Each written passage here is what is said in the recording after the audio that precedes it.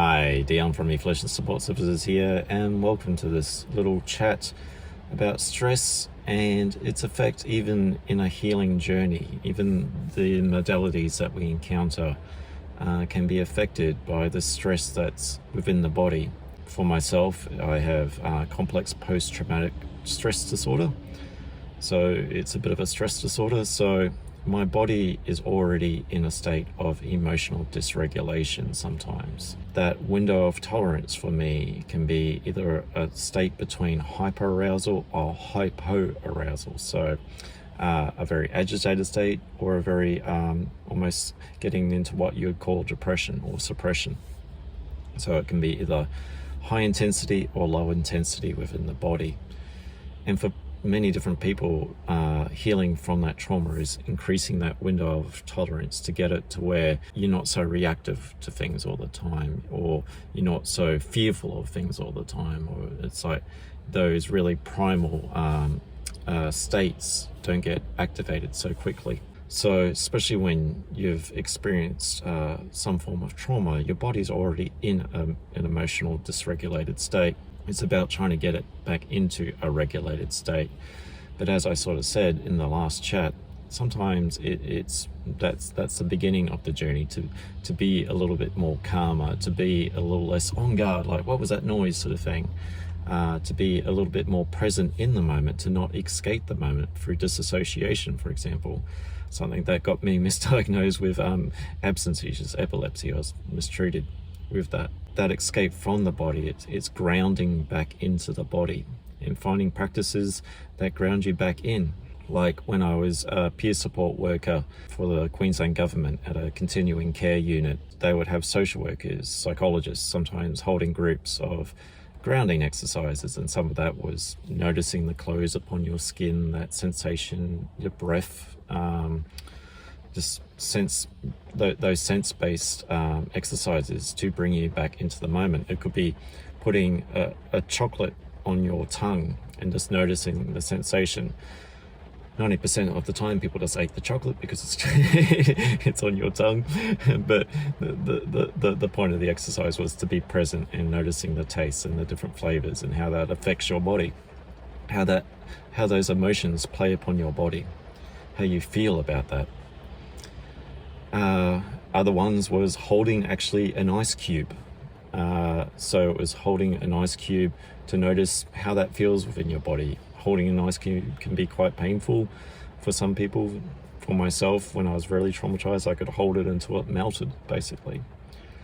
So these grounding-based exercises bring you into your body.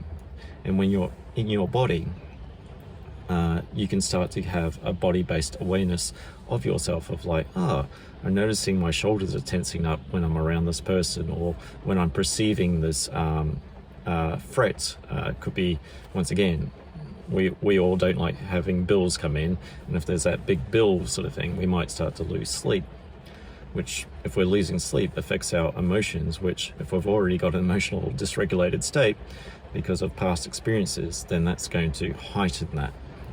It's going to be the equivalent of having grease on a pan and there's a fire, and you go, well, everything that I know of the past, water cures fire, and you put water on that grease fire. It's just going to inflame the situation. It's going to cause a lot more damage. So definitely having that awareness of how our body is reacting to some of what we're perceiving, these threats, can actually start to help bring us back into regulation. Because if we start to have an awareness of something, similar with healing, if we have an awareness of something, then we can start to change something. If we're aware that that water is not the best thing for a grease fire, then we can start to use other methods to actually start to deal with that a little bit better.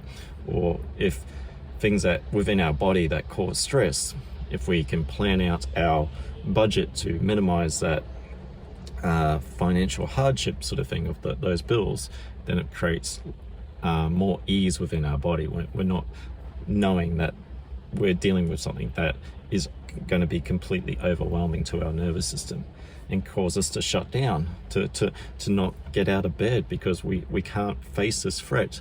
We almost go into freeze response. I don't know what to do. It's overwhelming. I collapse.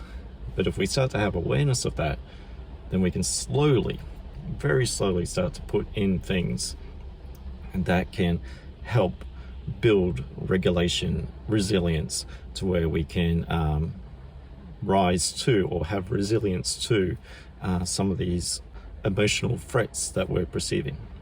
We don't want emotional dysregulation, but if we've had trauma in our life, then that's going to be the result of that within the nervous system. It's going to be dysregulated. It's going to be going up and down out of that window of tolerance of what we can actually tolerate. Now, this is something that's been happening for me for a little while now, where I've been doing with my Taoist group some intense exercises where it's really a lot of physical stress upon the body. And for a long time, even before I encountered that, even in some therapies, like I've done like the Wim Hof method, for example, I've done other techniques where sometimes, even though it's been really beneficial for me, this emotional dysregulation, this stress that's already in the body, when I do encounter more stress or put more stress upon that, it's kind of like that water, once again, on that grease fire sort of thing. It inflames my body. It creates stress within my body. It's kind of like having already a charge there and then just tapping it with a little bit more charge. It doesn't have a good result. But this sometimes can happen even without any form of intervention or some form of therapy in place. It can happen if I'm sitting on the couch, watching TV, if I'm just doing something that I actually enjoy. There is part of my subconscious that I'm not aware of that starts to feel threatened, or it could be just perceiving a threat, or it might not be happy that, you know, I haven't cleaned the house today and it's starting to beat myself up on the inside. So what that does to my body is start to create immense pain. So if we've ever encountered a headache, I'd say a great deal of the population have probably encountered some form of headache or migraine. Imagine that, but throughout your whole body. That pain, that intenseness, that constriction throughout the whole body. And that's what happens when my body gets completely like to the point where it's like feeling like it's crushed. It feels like there's talons digging in, and it just feels pain. And for me to walk around, I feel like an old man. It affects my breathing. I feel worn out, and it's very hard to be productive and creative in that time, or to learn new things. It really impedes my life sometimes. And I was finding that even when I was doing things that I enjoy, where I was like with my Taoist family, exercising, I would wake up not with sore muscles from the exercise, but with this traumatic reaction, this pain within the body. And it would grip in, and then as hard and as long as it would grip in, it would just go away, and then I'd be left with the sore muscles. Or if I was doing some of the cold showers, for example, I'll come out actually a lot worse than when I went in. But the trickiness with healing is sometimes that was the thing that brought me out of it. So it was like, do I or don't I? Is this the thing that's going to help or not? And sometimes it's listening to your body, because your body is sometimes saying, don't go into the cold shower, or don't do this. Let's just rest. Let's not do. Let's not feel that we need to do this. Let's actually listen to ourselves. And maybe it is a case of resting. Maybe I've been doing too much, and that's what's causing that overload on the nervous system. So even within a healing modality, it's knowing when's enough, when's not enough, when's that body actually saying clearly no, sort of thing, and is actually trying to immobilize the body. My body's sending me clear signals that we're compiling stress here. Even though we have these great modalities, it's still not going to be prescriptive and like a robot sort of thing that you must do this every sort of day, and if you don't, then you're a failure sort of thing, and that really just plays upon that feeling even more. that need to do sort of thing. And sometimes it's a need to do, but not today. Well, let's just settle the body. Let's do something where it's more calming. I came across a chiropractor who was actually trauma informed. I literally stumbled in because I was in pain. There was a chiropractor down the road. I had old chiropractors where I was floating this theory of because I was showing up every 6 months, whenever I had stress, and stress upon the body will create constriction. Like when we're facing a bill coming in, we're not all like, oh, this is great, I'm like really relaxed in this moment sort of thing. It's like, oh, I got this bill. It's like, do I have the money sort of thing. We're stressed, we're losing sleep over that. So the stress creates a muscular constriction within our body. Muscles are attached to the bone, if pulled out of alignment, if we're bracing ourselves, if we're holding ourselves in a defensive structure, if we've got those tense shoulders that we've been carrying for so long that we're not aware of until we go to a massage person, they go, oh, your shoulders are tense. It's like, crap, they are too. If we're holding that chronic tension, it's going to start to pull out the skeletal. It's going to, if you're holding this position for so long, then it's going to start to pull out the discs. Saw this new chiropractor who is trauma informed, and they confirmed that yes, what is happening here is you're getting stressed and it's having an effect on the body. Emotions will affect the body if you're completely dysregulated all the time. So what they're doing is subtle, what they call is vertebral subluxation and nerve chart. So they're not just looking at what discs are out of line, they're looking at it, what it relates to your organs and how that relates to your health. So they're also looking at like stomach health. They're also looking at lifestyle. So I have my little journey of what I need to do to actually recover. So this includes things like what's my stressors, chemical, physical, emotional. I need to do things like walk barefoot on grass as much as possible. I need to look at what my emotional stresses are, like work, loss of loved one, mental stresses, what makes you relax, unwind, breathing, walking, meditation, yoga, a holiday. So if we can de-stress the body, get it into a regulated state, then my need to show up, say if it was like with the old chiropractor every 6 months, because my body is starting to feel less on guard. And that on guard feeling is that tenseness, which is affecting my physical health. So what they're wanting me to do is get me more into a parasympathetic state, a rest and digest state, where I can nurture my body, take care of my body, not destroy my body, not force it, not be disciplining my body, like giving it disciplinary action if I'm not doing enough. It's knowing that I can do, but I also need to not do for some time. I need to rest. I need to let it integrate into my body. And that integration builds that window of tolerance even more.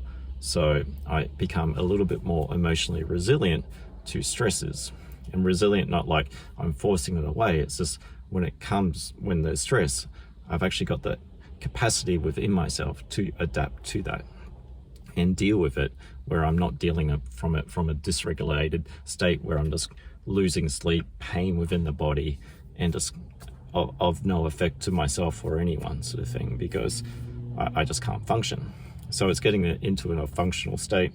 But they're looking at dietary, everything like that. It's a holistic approach to down-regulating stress rather than cracking the spine. And as my old chiropractor said, just do Pilates. It's your core strength. Not going to argue that my core strength needs improving, but if I'm doing something, once again, that's high intense, it has a high likelihood that it's going to trigger that pain within the body. This is the sort of pain that when I was in, before I had a really big trauma reaction, that my breathing was like this.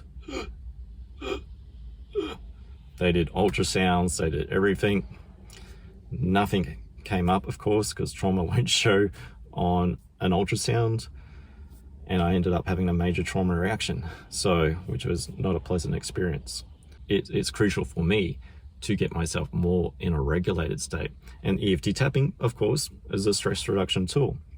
But once again, even for myself, it's incorporating other techniques in there. because EFT tapping is great, but sometimes I just literally do need to move the body, which I can't do sitting down sort of thing. I do need to get it out. That's why walking's great. So it's knowing on your healing journey that even the modalities that you have, similar to how I said with the gym, sometimes it's not being prescriptive of what the weights you need to lift today. It's just knowing that sometimes your body might not be up to that task of that day, and it's finding another way to still get a healing out of it, still get a workout or in a workout, but not pushing it to the point where we get outside of that window of tolerance and we start to get into a hyper arousal or a hypo arousal state, where we just have too much energy where we're having outbursts, or too low energy where we're just collapsed. An individual journey for yourself is going to be individual to your healing.